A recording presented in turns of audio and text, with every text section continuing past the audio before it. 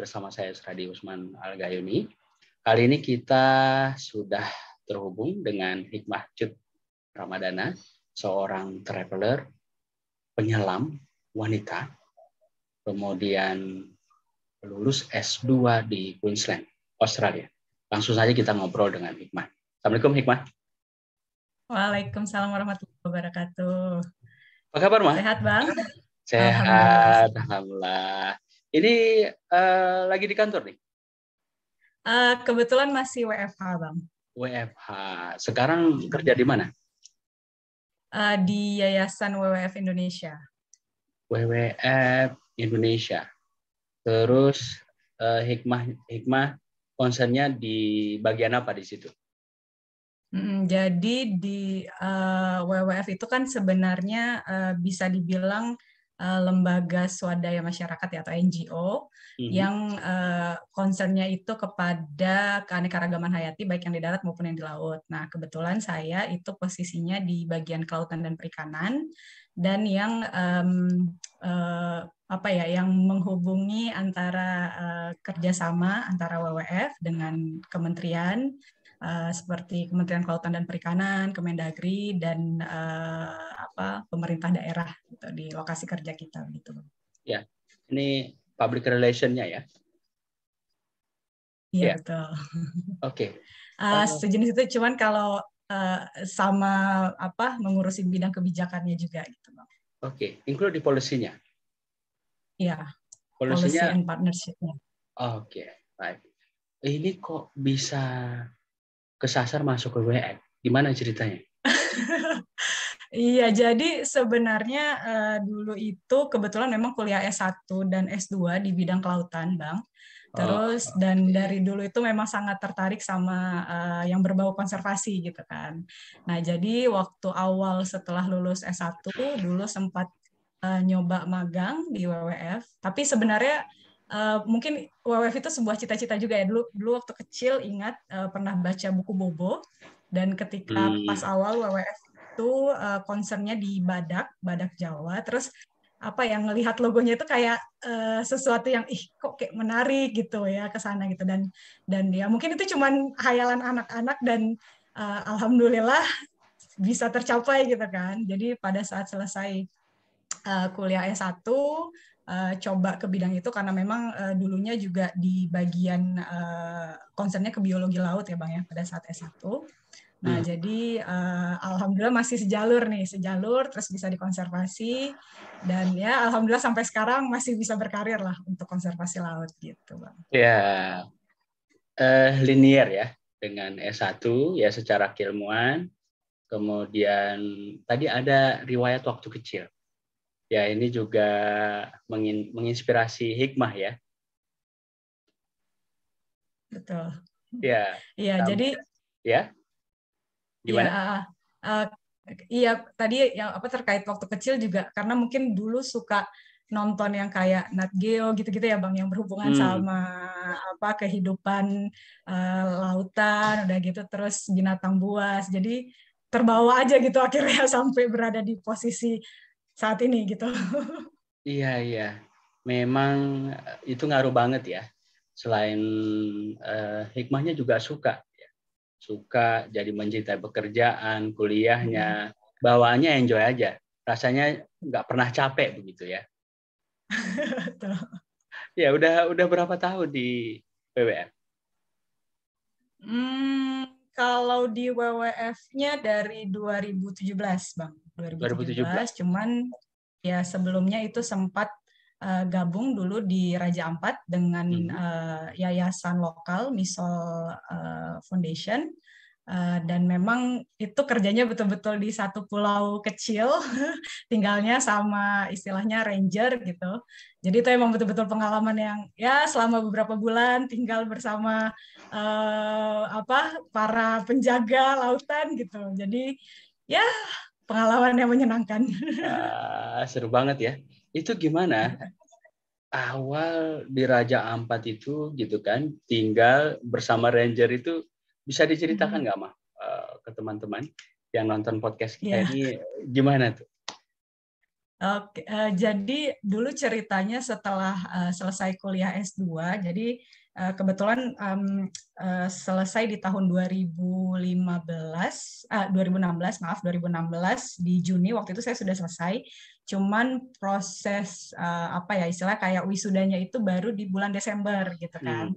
Nah, jadi iseng-iseng coba waktu itu dari Misol dulu namanya masih Yayasan Misol Baseftin.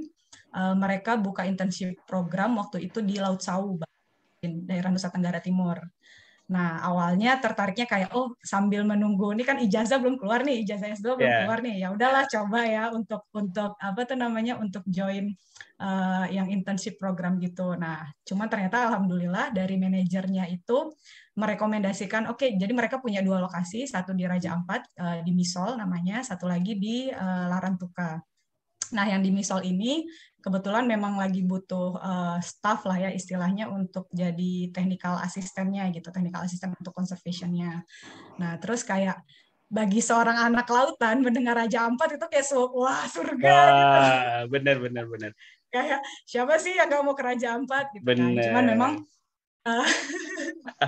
Cuman memang pas di awal orang tua juga agak berat kayak apa ini udah terakhir kuliah jauh udah gitu terus Jauh lagi apa ya. mau jauh lagi cuman memang ya pelan-pelan jelasin ke orang tua dari sebenarnya kalau dari ayah sangat mensupport gitu karena memang sama-sama orang yang suka alam sedangkan kalau ibu ya tau lah ya kalau misalnya seorang ibu pasti khawatir gitu tapi akhirnya diberi izin juga. Terus akhirnya bergabung dengan tim di sana dan memang yayasannya itu kayak apa ya yayasan konservasi yang dibangun oleh sebuah resort, Bang. Jadi tujuan resortnya ini sebenarnya ingin menjaga juga wilayah yang ada di situ gitu. Nah, memang ada satu pulau yang kita tinggali itu di daerah Pulau Yelit namanya. Dan itu memang waktu itu tinggalnya cuman kita para staff dengan para ranger. Jadi ranger-rangernya ini adalah masyarakat-masyarakat yang ada di sana yang direkrut oleh yayasan untuk sama-sama lah istilahnya ini wilayah kalian, ayo kita jaga sama-sama gitu, Bang. Ya, wah keren ya. Jadi Raja Ampat gitu loh ya. Nah, siapapun pingin ke sana. Jadi itu kegiatannya ngapain, Mah, di sana? Ya, jadi sebenarnya kegiatan kita itu ada patroli. Jadi kan untuk kayak Raja Ampat dan beberapa kawasan, jadi ada yang dinamakan kawasan konservasi perairan, Bang. Jadi Misol ini salah satu kawasan yang sudah ditetapkan. Dan apa? Sebenarnya kalau secara pemerintah itu ada kalau di Raja Ampat itu namanya BLUD yang bertugas untuk apa ya misalnya melakukan pengawasan begitu kan. Cuman kan memang sebenarnya dari segi keterbatasan dana, kemudian minimnya jumlah personil gitu, mereka pasti tidak akan bisa menjaga seluruh wilayah kawasan konservasi yang ada di Raja Ampat. Nah, jadi salah satu kegiatan kita juga membantu untuk melakukan patroli laut di kawasan konservasi gitu. Kemudian ada juga terkait program restorasi karang. Jadi sebenarnya walaupun Raja Ampat itu terkenal eksotis, cuman memang beberapa wilayah itu karena zaman dulu masih banyak nelayan yang menggunakan bom gitu. Jadi ada beberapa kondisi terumbu karang yang rusak sehingga kita melakukan restorasi dan rehabilitasi terhadap terumbu karang. Selain itu juga kita membantu untuk merestorasi penyu ya Bang ya. Jadi di sana itu kan kadang telur-telur penyu itu suka dimakan sama biawak gitu kan. Nah, jadi istilahnya kita coba restorasi, kita pindahkan ke tempat yang lebih aman supaya nanti ketika menetas bisa lebih banyak dan apa ya istilahnya survival rate-nya itu bisa lebih tinggi seperti itu. Iya, partisipasi masyarakat lokal yang direkrut sendiri seperti apa? Menyangkut kesadarannya juga, itu gimana, Mak? Iya, jadi sebenarnya ada beberapa kegiatan juga kita lakukan selain tadi ya untuk konservasinya. Salah satunya juga membangun TK di sana, Bang. Jadi ada satu desa namanya Fun Lab. Jadi di situ kita bangun sebuah TK ya, karena memang di sana untuk akses pendidikan itu tidak terlalu banyak dan agak susah, apalagi untuk anak-anak dini ya, usia dini gitu kan. Jadi di situ ya kita mencoba memasuki sedikit informasi terkait konservasi. Jadi membantu memberikan pelajaran juga kepada adik-adik kita yang masih kecil-kecil tentang apa itu sebenarnya bukan ngomongin konservasinya, tapi lebih ke arah kalian itu ada di Raja Ampat, wilayah kalian ini sangat kaya gitu kan. Kalau misalnya bukan kalian yang jaga, siapa lagi? Kurang lebih seperti itu sih yang kita lakukan di sana. Nah, terus tadi S1-nya di mana? Saya S1 di IPB. IPB ya. Jadi tamat tahun berapa dulu? Masuk 2008, tamat 2013. Agak tambah setengah tahun lah. Iya. Dan sejak saat itu udah aktif ya di luar kampus di konservasi ini ya, seperti Mas ceritakan tadi. Jadi kebetulan waktu dulu di IPB di fakultas itu kita punya klub selam ya Bang ya. Ada satu klub selam dan memang concernnya itu terkait scientific diving. Jadi bukan cuma selam untuk senang-senang, tapi kita juga coba untuk melakukan pengambilan data terkait kondisi terumbu karang gitu. Nah, jadi dulu waktu setelah tahun pertama, jadi kalau misalnya di IPB itu tahun pertama istilahnya kayak SMA kelas 4 gitu Bang. Jadi kita masih di asrama, rame-rame, pelajarannya pun masih ada fisika, kimia gitu kan. Ketika masuk jurusan itu baru di semester kedua. Nah, jadi di pertengahan tahun pertama itu saya gabung dengan klub selam. Dan kebetulan memang istilahnya domplengannya itu ya kita bukan yang belajar nyelam sesuka hati itu, enggak gitu. Kita belajar nyelam itu kurang lebih prosesnya sampai 1 tahun. Agak lama memang. Lama juga ya? Iya. 1 tahun. Iya, jadi terus? Betul, 1 tahun. Jadi ceritanya kalau di kita itu ada yang namanya skin diving sama scuba diving. Nah, jadi memang selama setengah tahun itu kita digembleng. Jadi istilahnya cara melakukan. Jadi kalau misalnya kita di bawah air itu ketika misalnya kita menggunakan fins, kan ya gimana caranya kita tidak merusak terumbu karang, tidak merusak keanekaragaman yang ada di sana gitu. Jadi memang betul-betul memperhatikan gerakan kita, aturan nafas kita, segala yang kita lakukan di laut itu minim untuk merusak benda-benda yang di sekitar gitu kan. Nah, jadi itu prosesnya kurang lebih 1 tahun untuk istilahnya dikatakan lulus dan kita dapat sertifikat penyelaman. Kemudian setelah tahun berikutnya itu kita jadi mentor gitu Bang. Jadi punya kewajiban setelah berhasil lulus kita harus mengajarkan adik-adik diklat lah ya kalau di sana istilahnya gitu. Iya, tadi kan ada skin diving sama scuba. Itu bedanya apa sih? Kalau skin diving ini biasa orang sebutnya snorkeling Bang. Jadi alatnya itu masih cuman pakai masker, snorkel sama fins gitu. Sedangkan kalau scuba itu yang kita sudah memakai alat lengkap sampai penyelaman ke kedalaman tertentu gitu. Iya. Ada batasannya paling dalam? Ada untuk tingkatan. Jadi sebenarnya untuk penyelaman itu sendiri, jadi kalau di Indonesia itu ada banyak organisasi ya yang istilahnya mengeluarkan sertifikat selam. Nah dulu kalau kita mahasiswa itu masuknya ke POSI, Persatuan Olahraga Selam Seluruh Indonesia. Jadi itu tingkatannya dulu ada A1. A1 itu kita maksimal kedalaman sekitar 18 meter sampai 20 meter begitu. Karena kan memang semakin dalam itu tekanan semakin tinggi ya. Jadi sebenarnya penyelaman ini sangat seru dilakukan, cuman ketika kita tidak mengetahui mekanisme ataupun tidak melakukannya dengan baik itu bahayanya bisa berat, bisa sampai ke nyawa begitu. Jadi makanya kenapa proses pada saat zaman dulu kuliah digembleng sampai segitunya yaitu supaya safety first gitu. Iya. Oke. Mengetahui ikut nyelam ini, orang tua gimana reaksinya?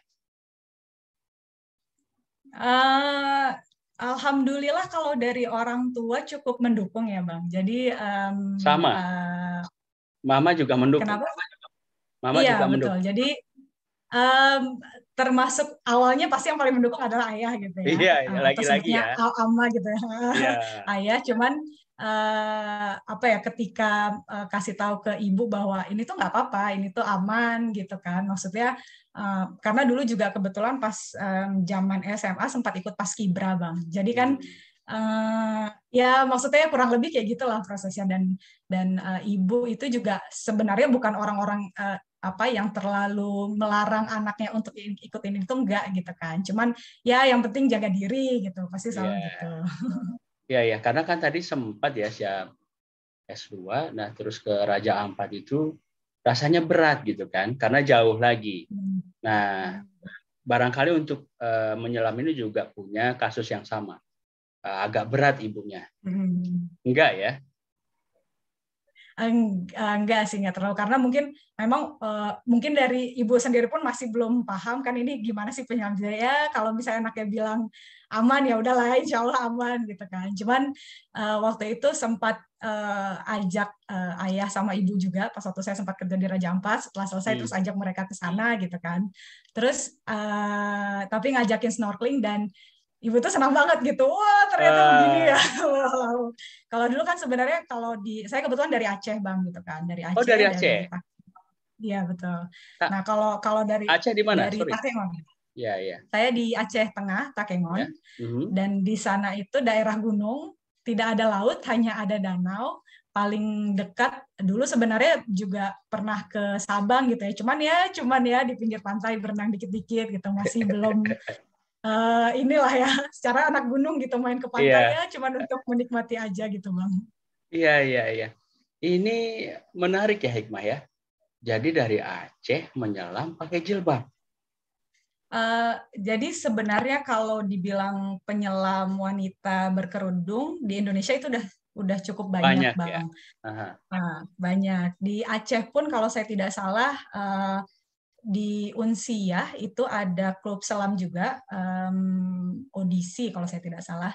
Dan maksudnya memang memang ya karena kita apa ya, di Aceh memang sangat erat dengan apa istilahnya, Syariat Islam kalau ya. misalnya wanita berkerudung ya syariat Islam berkerudung, ya Aha. kita menyelam tetap pakai kerudung gitu Bang, Iya, iya. tetap tetap menutup aurat gitu, berusaha untuk menutup aurat gitu. Jadi sama aja kalau misalnya kayak mungkin kalau orang nyelam dingin terus pakai apa ya, penutup kepala, ya kurang lebih sama gitu. Cuman kita memang Hmm. hijab ya, maksudnya nutupin kepala, baju lengan panjang, terus sampai ke bawah juga panjang gitu. Iya. Mungkin kalau di Indonesia tidak terlalu apa, maksudnya ya karena memang memang sudah cukup familiar ya orang-orang melihatnya Hmm. gitu ya. Cuman waktu mungkin saya di luar gitu kan Bang. Jadi Iya. waktu dulu kebetulan yang S2 di Australia ada kegiatan field trip yang kita ke Mhm. lapangan, dan alhamdulillah waktu itu punya kesempatan untuk menyelam juga. Terus teman-teman bule gitu sempat nanya gitu loh, kamu nyelam gimana gitu kan, tetap pakai kerudung, tetap pakai ini, dia bilang gitu. Ya tetap pakai, sama aja kayak kayak kalau misalnya kalian kedinginan, kalian pakai apa tuh namanya, penutup kepala ya kayak gitu kita gitu. Jadi mungkin Hmm. bagi orang-orang yang tidak terbiasa melihat apa ya, wanita berkerudung terus nyelam Iya. gitu kan, ini kayak gimana kok bisa gitu, Iya. dan ya sebenarnya nggak ada masalah sama sekali gitu, Hmm. aman apa, aman-aman aja, justru lebih aman, jadi terlindungi kita gitu. Iya, iya. Jadi tadi itu justru di luar ya, yang ini rasanya aneh gitu ya. Tapi itu ya setelah mereka lihat biasa ya, jadi biasa juga ya Maya. Ya.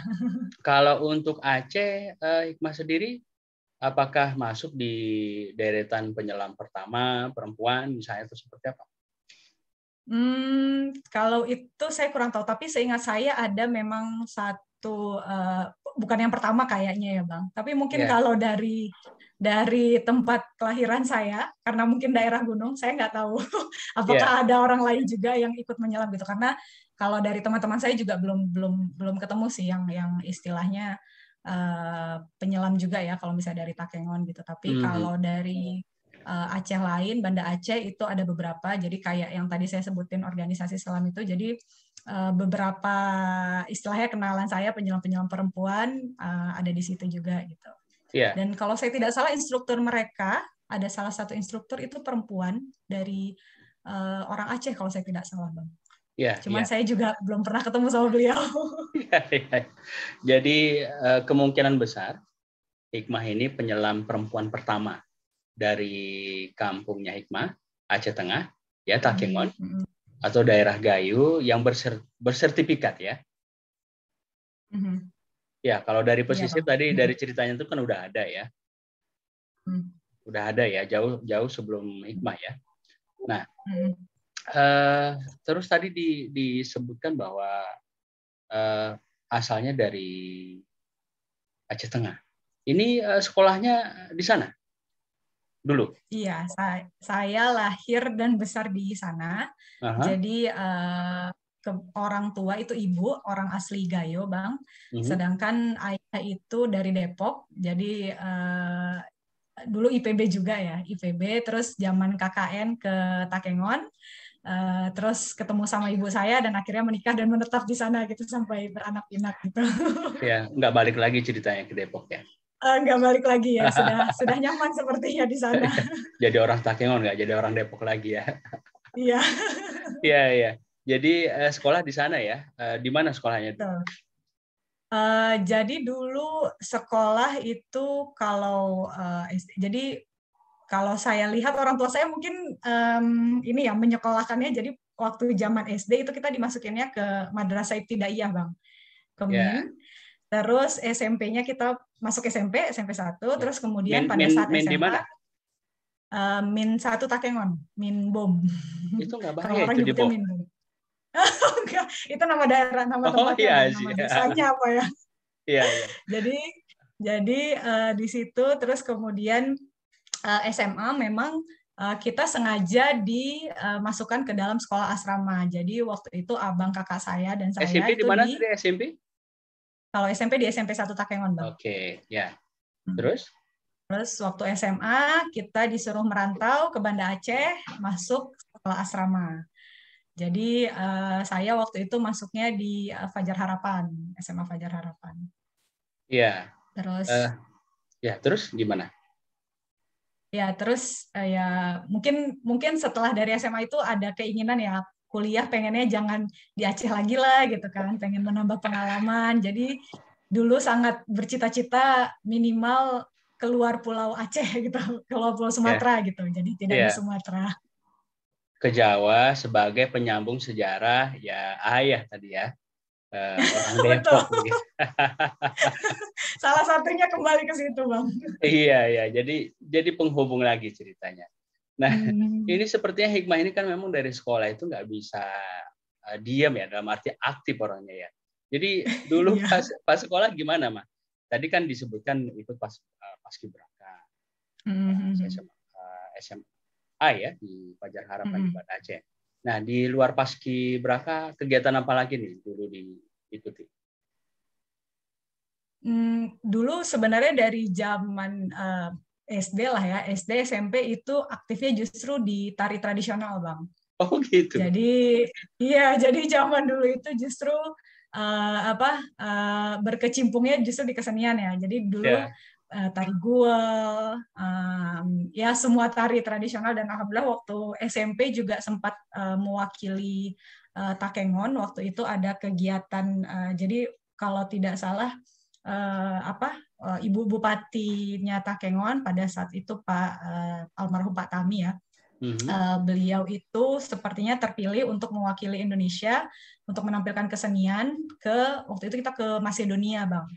Di daerah Eropa. Jadi waktu itu anak-anak SMP ada sekitar 12 orang, kami berangkat ke sana dan itulah membawakan jadi waktu itu bawa tari guel, udah gitu terus resam berume, apa lagi ya? Ada 3 tarian, saya jadi lupa satu lagi. Cuman maksudnya dulu itu justru aktifnya malah kegiatan yang tari tradisional, kesenian. Ya, wah keren ya. SMP udah ke luar negeri ya. Dan Alhamdulillah. ya. Ini juga barangkali memberikan inspirasi kemudian motivasi ke Hikmah, ntar gua kuliahnya mesti keluar negeri, gitu.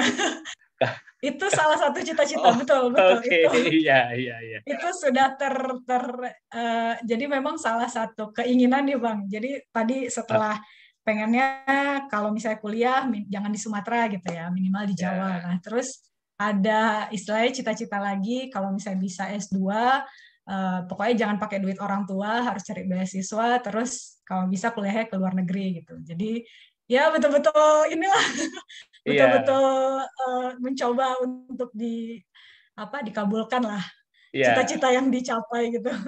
iya, iya, iya. Ini keren ya. Terus tadi kita masih cerita sekolah. Secara prestasi di sekolah dulu gimana? Ini kan aktif ya berkesenian, terus waktu pas SMA juga. Nah, gimana secara prestasi sekolah? Kalau prestasi, alhamdulillah masih ranking di 3 atas, Bang. Ya, Terus top 3 ya. ya mungkin pas waktu kenapa? Top 3 ya. Ya, top 3 masih SD, SMP. Nah, kemudian yang SMA mungkin yang udah agak sulit ya karena udah bercampur dengan seluruh istilahnya anak-anak Aceh gitu. Cuman Mhm. ya alhamdulillah masih masuk di dalam top 10 lah gitu. Ya, wah luar biasa Hikmah ya. Nah, jadi pas SMA tadi selain paskibraka ikut apa lagi? Masih di tari tradisional itu masih Bang, Oh, cuman masih sudah ya. merambah ke kesenian Aceh gitu, Aceh secara keseluruhannya. Ya, Nggak cuman kalau kalau SMP Gayo, kalau waktu SMA itu sudah mulai ke ranah tarian Aceh gitu. ya, Masih Aceh. kesenian. Ya. Jadi Aceh secara keseluruhan, pesisir, kepulauan, pegunungan ya. Hmm. Ya, karena kan berbaur di pusat provinsinya ya, Banda Aceh ya. Ya betul, betul. Ya. Nah, terus ini kita ke S2-nya nih, Mak. Tadi kan di Queensland. Nah, ternyata tadi waktu pas SMP itu udah punya mimpi, ntar kuliahnya ke luar negeri gitu ya. Nah, dan kalau bisa beasiswai, nggak pakai duit orang tua. Jadi itu beasiswa apa dulu dapatnya? Terus seleksinya bagaimana? Apa yang mesti Hikmah prepare begitu? Ini saya pikir penting pengalaman ini, terutama buat pencari beasiswa. Begitu. Apalagi sekarang kan lagi dibuka nih beasiswa dalam dan luar negeri. Iya. Ya. Ya, jadi waktu dulu alhamdulillah lulusnya itu beasiswa dari pemerintah Aceh, Bang. Jadi dari BPSDM Aceh, Pemprov Aceh itu ada membuka beasiswa khusus bagi anak-anak Aceh. Nah, cuman Ya. sebenarnya selain itu sempat waktu itu saya mencoba beberapa beasiswa. Jadi sempat ikut yang beasiswa Australia namanya AAS, kemudian LPDP juga, zaman dulu masih baru-baru awal ya. Ya. Terus sama yang BPSDM. Cuman memang karena waktunya ini berbeda-beda. Waktu itu alhamdulillah yang lulus duluan adalah dari yang BPSDM Aceh. Jadi ya udah akhirnya fokus ke situ, yang lainnya tidak dilanjutkan gitu. Ya. Pokoknya yang mana lulus dulu aja ya. Betul, yang saya udah pasti lah gitu. Iya, yang pasti-pasti. Ya udah langsung berangkat Ya gitu ya. pasti-pasti. Dan Iya, cuma sebenarnya proses untuk keberangkatan itu pun nggak langsung berangkat gitu Bang. Jadi dulu sebelum ya dulu istilahnya dengan bahasa Inggris masih pas-pasan ya. Jadi setelah lulus S1 itu saya sempat ikut kayak les untuk, jadi zaman dulu itu sebelum mengenal istilahnya IELTS yang untuk tes bahasa Inggris, taunya yang awal itu ada ITP gitu. Jadi sempat les beberapa bulan untuk ITP gitu. Cuman memang tes beberapa kali nilainya masih ya mentok di 500-an lah. Sedangkan beberapa beasiswa itu mensyaratkan 550 atau di atas 500 gitu. ya. Nah, dulu itu saya jadikan modal untuk daftar beasiswa. Jadi ada beberapa beasiswa yang bisa. Jadi waktu itu di Aceh kalau saya tidak salah minimal bisa 500. Cuman kemudian kita istilahnya mendapatkan tambahan kursus dari LPSDM-nya, dari BPSDM-nya itu selama kurang lebih 3-6 bulan begitu Bang. Ya. Nah, baru dari situ kita tes IELTS untuk masuk ke dalam kampusnya gitu. Ya. Skor berapa waktu itu IELTS-nya? Kalau IELTS saya di 6,5. 6,5 ya. Untuk Ya, minimal yang diperlukan? Kalau rata-rata di Australia itu 6 sampai 6,5 dan 7 tergantung jurusannya, Bang. Ya. Nah, tapi biasa rata-rata 6,5 sih minimal dari universitasnya minta gitu. Jadi Ya. saya pas di 6,5-nya. Alhamdulillah ya. Ya. Alhamdulillah, walaupun ya lumayan berusaha. Iya, iya, iya. Nah, terus kalau persiapannya sendiri gimana, Ma? Jadi pemberkasan gitu kan, apa waktu itu ada interview. Terus tadi bahasa Inggrisnya sudah gitu, gimana nih tips memenangkan interview ini? Ya, jadi sebenarnya kalau masing-masing beasiswa itu biasa kurang lebih persyaratannya itu sama ya. Kadang Ya, ya. suka disuruh membuat ada yang mungkin proposal ya kalau untuk S2 ataupun S3, kemudian ada juga yang buat essay gitu kan. Nah, waktu itu kalau saya pribadi, Bang, itu memang fokus ke kelautan gitu karena waktu zaman dulu kan istilahnya kelautan itu nggak terlalu dilirik ya. Di liriknya pas istilahnya booming itu pada saat zaman Bu Susi gitu kan. Nah, jadi sekalian memanfaatkan momentum itu, jadi pada saat wawancara dan juga penulisan essay memang saya menguatkannya itu di background saya di kelautan, Bang. Dan kemudian kayak apa sih harapan kita ataupun apa yang akan kita kontribusikan gitu kepada kalau misalnya saya waktu itu Aceh ya secara khususnya gitu dan Indonesia secara umumnya. Mungkin seperti itu. Ya. Ada interviewnya nggak waktu itu? Ada PSD. interview. Nah, ini gimana nih tips menghadapi interview ini, Ma? Ya walaupun jadi, sebenarnya pertanyaannya kan sama, ya itu aja sebenarnya. Ya. Jadi ya secara mental ini kan cukup menentukan ya. Hikmah sendiri waktu itu gimana menaklukkan interviewernya supaya terkesan, nah terus ini layak nih begitu. Iya, jadi waktu interview memang waktu itu pakai bahasa Inggris juga ya, Bang. Dan sebelum interview itu coba mempersiapkan kayak apa sih kira-kira kemungkinan pertanyaan dari para penanyanya gitu ya. Jadi kayak istilahnya udah punya bayangan, meskipun kita nggak tahu nih, tapi kemungkinan bisa jadi ini yang akan ditanya gitu ya. Tadi seperti apa Bang Yus bilang bahwa ya sebenarnya kurang lebih model-model pertanyaannya sama, tapi bagaimana kita menyiapkan jawabannya. Jadi itu sebelum interview ya sudah terbayangkan gitu, kira-kira ini yang mau dijawab gitu kan. Dan yang paling penting sih kalau dari saya pribadi itu kayak berdoa itu udah pasti, terus persiapan kayak sehari sebelumnya mungkin tahajud atau minta restu orang tua itu paling penting sih, Bang. Jadi ada ketika ngerasa kayak orang tua kayak mendoakan gitu kan dan kita pun agak merasa yakin gitu kayak insya Allah bisa gitu. Jadi ya udah waktu proses interview mencoba menjawab. Jadi bukan mencoba menjawab sebenar mungkin, tapi yang saya pahami gitu. Jadi yang saya pahami, yang saya ketahui, menurut saya ya lebih baik apa yang kita pahami daripada apa yang kita buat-buat seperti itu. Jadi saran saya ketika kita sedang diinterview ada baiknya seperti itu sambil mempersiapkan juga jawaban-jawaban. Ya, artinya jujur gitu ya, jawab apa adanya, karena itu secara bahasa tubuh itu kan bisa terbaca ya. Nah, interviewernya bisa ngerasakan, oh ini sepertinya dibuat-buat nih, gitu kan? Ya, terus Mah di Queensland jurusan apa? Saya ambil Marine Biology and Ecology, Bang. Jadi universitasnya itu bukan di kota bukan di ibu kota Queensland-nya. Jadi saya itu di kota kecil namanya Townsville. Kalau dilihat kotanya itu lebih mirip ke Kupang, daerah Kupang. Jadi kalau kita ke sana itu sebenarnya nggak terlalu berasa luar negeri karena masih ketemu pohon pisang, pohon mangga. Oh gitu. Ya, karena dia iklim yang karena saya kebetulan daerah utara ya, Queensland daerah utara, wilayahnya itu masih iklimnya agak tropis, masih masuk yang tropis, jadi kurang lebih ya tidak terlalu jauh berbeda dengan Indonesia, Bang. Ya, jadi nggak, kalau misalnya homesick bisa metik pisang ya. Ya, kebetulan di belakang kosan saya ada pohon mangga dan pohon pisang. Ya. Jadi nggak terlalu homesick lah ya. Jadi Dan itu bisa diambil minta ke tetangga gitu ya.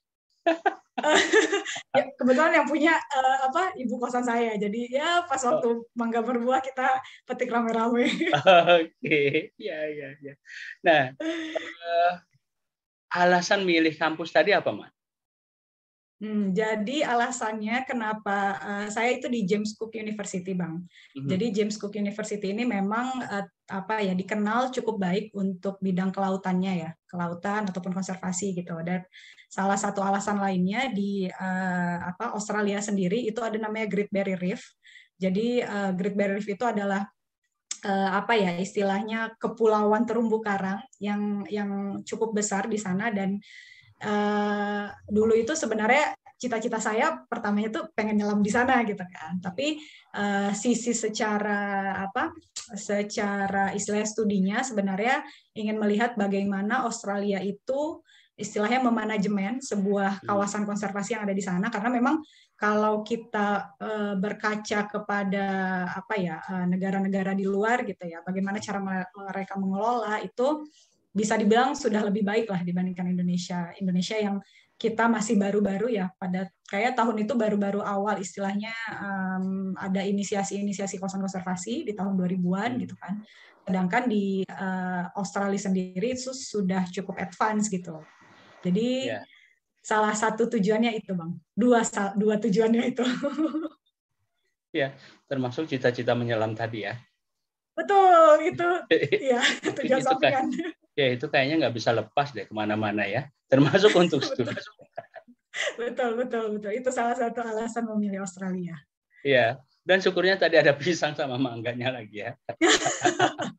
Cuman sebenarnya agak sedih juga, Bang, ketika ngasih tahu orang kuliah di mana luar negeri. Loh, kok pas waktu video call, coba gimana sekitarnya pas waktu dilihatin, kok kayak di Indonesia gitu ya.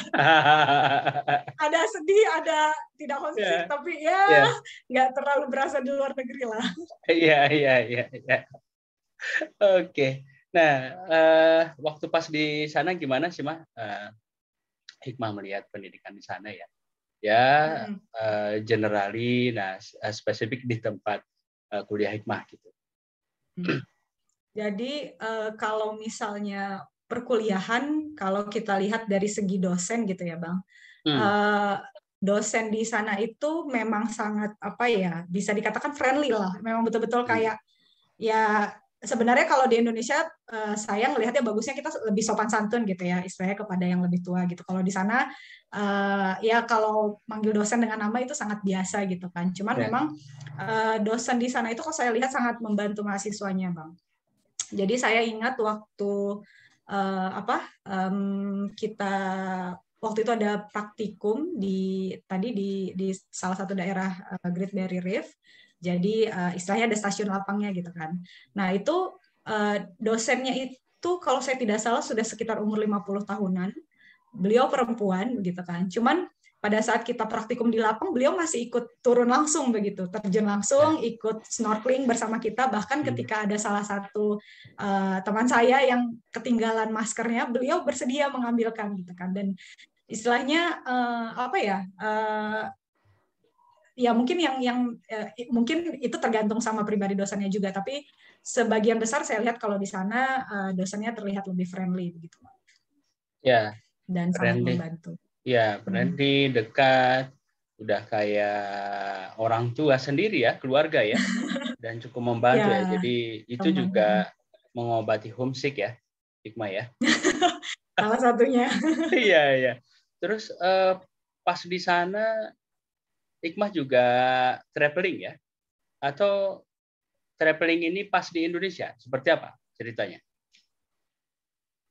Iya, jadi sebenarnya dulu itu kalau dibilang traveling, kalau dulu zaman masa kuliah S1, yang dibilang traveling itu istilahnya pokoknya bisa pergi secara gratis gitu kan. Jadi kalau misalnya zaman S1 karena dulu sempat yang ikut klub selam itu, Bang, jadi memang sempat istilahnya mengambil data terumbu karang di beberapa wilayah di Indonesia ya. Jadi ya bisa sambil jalan-jalan sekalian tidak perlu mengeluarkan uang, itu mahasiswa sekali gitu. Nah, cuman pada saat mahasiswa. Cuman waktu dulu di Queensland gitu, waktu saya di Australia memang ada salah satu keinginan untuk pengen nih keliling Australia gitu kan. Terus gimana caranya supaya budget seminim mungkin. Jadi waktu itu kalau di sana kan biasa di bulan-bulan September itu kita sudah libur sampai Januari ya. Oktober, November, Januari itu sudah mulai libur akhir tahun. Nah, di satu sisi kadang mahasiswa banyak yang cari kayak kerja sambilan gitu kan Bang. Nah, waktu itu kebetulan di tempat saya memang agak susah cari kerja sambilannya, jadi berniat sambilan jalan-jalan mau coba ke bagian bawah Australia nih, jadi ke daerah Adelaide gitu kan.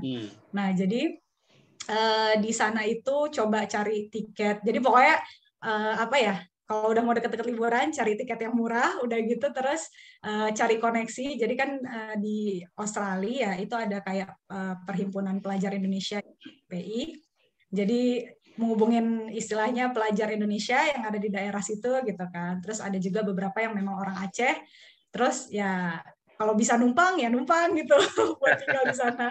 Atau kalau enggak ya sharing cost lah gitu. Jadi gitulah kurang lebih jalan-jalannya Bang. Pokoknya gimana budget minimal, hasilnya maksimal, begitu ya? Betul. Jadi budget dengan kata lain hemat, pangkal jalan-jalan, begitu ya, Mak? Pangkal jalan-jalan, betul. Ya, terus ya, ini jadi ya. Lumayan itu. Ya, gimana? Maksudnya pada saat yang itu saya alhamdulillah sempat mengunjungin akhirnya semua state-nya di Australia gitu kan Bang. Kecuali sih yang daerah Darwin. Itu juga nggak niat ke sana, cuman ternyata waktu itu pernah pesawat saya delay dan kita diputar ke sana dan akhirnya alhamdulillah bisa ya minimal keliling kota Darwinnya lah. Wah, jadi kesampaian juga finally cita-cita. Kesampaian. Mengelilingi Australia. Iya. Walaupun dengan budget minimal. Ini jadi sejarah penting loh nih, Mah. Apalagi teman-teman kita nanti mendengar ini kan cukup menginspirasi mereka ya. Ini kan traveling di Australia.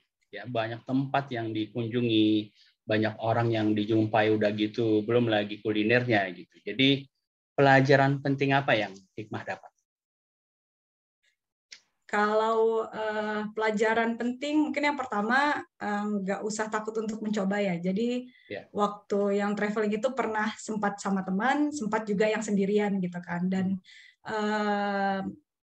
nggak tahu mungkin kalau di negara orang merasa lebih aman ya Bang ya. Jadi waktu saya jalan sendirian juga saya nggak masalah gitu. Walaupun mungkin ada beberapa yang yang mungkin masih melihat Muslim atau Muslimah gitu yang sedikit agak-agak ya kayak gimana gitu. Cuman kayak sebenarnya secara garis besar cukup ramah gitu, orang-orang di sana cukup ramah dan ketika misalnya kita jalan-jalan pun ya nggak usah malu untuk bertanya gitu. Jadi semakin banyak interaksi yang kita lakukan dengan orang sekitar gitu kan. Justru kalau bagi saya pribadi itu makin membuka kayak ternyata sifat orang yang berbeda-beda dari lokasi yang berbeda-beda itu justru menambah pemahaman kita bahwa kayak kita bisa memahami kalau orang yang seperti ini tuh kita bisa istilahnya berkomunikasi ataupun berdialognya dengan dia seperti apa gitu. Jadi kurang lebih yang saya dapatkan seperti itu sih Bang selama saya keliling-keliling gitu. Ya, pernah nggak sih waktu pas keliling-keliling tadi itu dapat pengalaman diskriminatif, pengalaman tidak mengenakan, gitu, perlakuan rasis? Kalau rasis sampai ke main tangan itu enggak ya, cuman perkataan aja. Jadi pernah karena kan memang kalau di sana kita agak susah nyari tempat buat sholat ya Bang. Jadi mau nggak mau itu memanfaatkan di lingkungan sekitar. Jadi waktu itu pernah jalan sama teman-teman juga. Terus memang sudah waktunya sholat. Terus kita cari tempat yang kira-kira di mana, kira-kira di taman gitu kan. Nah di taman itu kan ya mau nggak mau orang lalu lalang ya lewat ya gitu kan. Taman Terus ya ada beberapa selentingan yang kita dengar kayak mencemooh gitu sih, cuman kayak kita ya udahlah gitu kan, nggak usah digubris gitu, toh ya udah kita menjalankan kewajiban kita gitu. Ada kejadian yang seperti itu, cuman nggak terlalu banyak sih kalau sejauh ini yang saya alami, Bang. Iya.